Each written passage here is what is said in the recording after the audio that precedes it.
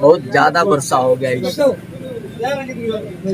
बहुत ज़्यादा वर्षा होने के चलते कच्चा मकान गिरने लग गया। और इस गांव में भी, डांडो गांव में भी यही है, जो इसमें 2 मृत्यु भी हो गया, गंभीर चोट भी आई है महिला और बच्चा को, जिसका कमर भी सीधा नहीं हो सकता। उसको ट्रीटमेंट भी कराना है और इनका घर तुरंत निर्माण शुरू हो और जो भी मिलने का अधिकार उसको हम लोग देंगे। हम इस परिवार को घर बनाते हैं, गोद ले लेंगे, हम इसका हर चीज का मदद करते रहेंगे। अभी आज কোনো चिंता नहीं कर रहे, जो सर्कल से आछे बाकी हमारे के लोग है ना। परिवार में 2 सदस्य की मृत्यु भी हो गई है। इसके लिए जो मिलना है, बाकी जो घर टूटा है इनका हर तरह का हम सहयोग करेंगे सरकार को, उससे जो मिलेगा मिलेगा। उसके बाद इसको एस्टैब्लिश करने के लिए हर तरह का लगातार बारिश जारी है और बहुत सारे घर ऐसे हैं कि देखिए, जो भी घर है पहले से हम बोल दीजिएगा, बहुत जगह भ्रमण भी हम किया है कि आप लोग जहाँ जहाँ घर टूटने का कगार पे आप लोग सीओ को आवेदन कर दीजिएगा। सीओ उसको जांच कर लेगा कि घर रहने का लायक है या नहीं लायक है। अगर नहीं लायक है तो सीओ वहाँ पर इंजीनियर लोग को लेके उसको आकलन कर लेगा, उसके बाद आगे का कार्रवाई होगी। दादा, नगरी मामले में आपको हाउस अरेस्ट कर ली गया, क्या सरकार का क्या मांग? सरकार बेवजह यहाँ का आदिवासी मूलवासी को तंग कर, जो अधिग्रहण हुआ ही नहीं है, जबरन उसको बाउंड्री लगा दिया, खेती करना रोक दिया। इतना किसान का क्षति हुआ, इसीलिए हम तो हाल जोतने के लिए ऐलान किया और उस दिन जोत भी लिया। हमको रुकने से क्या होगा, इतना आदमी आ गया हाल बैल लेके, पूरा हाल भी जोत लिया, धान भी रोप पाए। ये सरकार गठबंधन सरकार यहाँ का आदिवासी मूलवासी के लिए नहीं, ये आदिवासी मूलवासी का विरोधी है।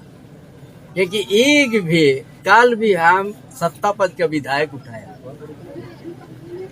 एक महतो विधायक है, मथुरा महतो उठाया, जवाब जगेंद्र महतो दिया और जबरन उसका भी अधिग्रहण कर दिया विवेचन महतो ने। धन्यवाद। रिम्स 2 भी उसी तरह,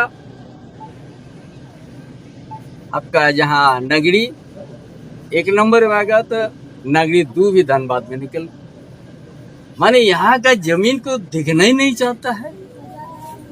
अरे जब बिहार था उसी समय इसको आला क्या, उसी समय ये सब हुआ, उसका कोई दस्तावेज भी नहीं। 12-13 तक 2012-13 तक वहां पर माल गुजर दिया है, अचानक बंद कर दिया। भाई अधिग्रहण का कोई प्रक्रिया होता है ना,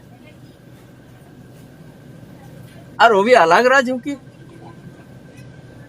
इसीलिए हमने सबको बोल दिया ये अधिग्रहण नहीं हुआ। उस समय भी विरोध हुआ, उस समय का मुख्यमंत्री बोल दिया था बहुत विरोध हो रहा था, ये जमीन को हमको अधिग्रहण नहीं करना 50 से। लेकिन ये सरकार तो कभी आदिवासी का चिंता ही नहीं है।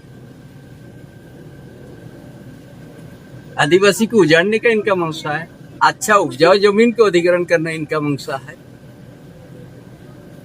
दादा, सूर्या हासदा एनकाउंटर को लेके विपक्ष के द्वारा, जेएमएम के द्वारा प्रेस कॉन्फ्रेंस करके बताया गया कि ये इनकाउंटर नहीं है। कौन बोलता है इनकाउंटर नहीं? प्रेस कॉन्फ्रेंस करके बताया गया। आप गए थे उन परिवार से मिले सर? कौन बोलता है इनकाउंटर नहीं है? नाम बताइए ना। फर्जी इनकाउंटर है क्या? अपने से गोली मारा क्या वो? ये आदिवासी को आवाज को दबाने के लिए ही ये सरकार बना है।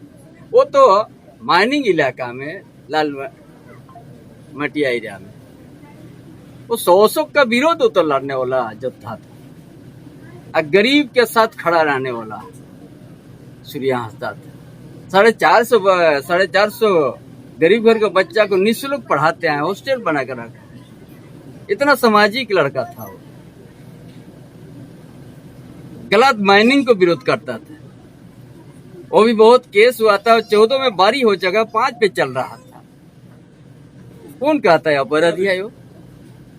नहीं तो झारखंड आंदोलन में जितना हम लोग की सब तो हम लोग के ऊपर केस था। न्यायालय दिया ना हम लोग को, राहत दिया ना। ये आज अस्तित्व के लिए लड़ा है, ये संघर्ष कहा जाता है।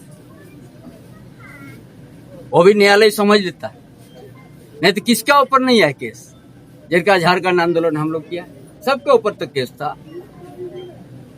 हम लोग भी जंगल में सोते थे वारंट होने से, लेकिन न्यायालय जाने के बाद हम लोग को बारी कर दिया कि जानता है ये लोग सही लड़ाई लड़ रहा है कि झारखंड का आंदोलन ये विच्छिन्नतावादी नहीं है।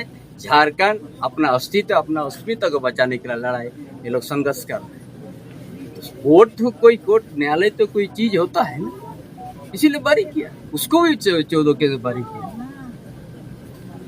दादा एक कोई किसी गरीब का घर में ढक्कन नहीं डाला। गलत माइनिंग के खिलाफ आवाज करता था। चलिए दादा एक सवाल है इस चलिए। क्षेत्र का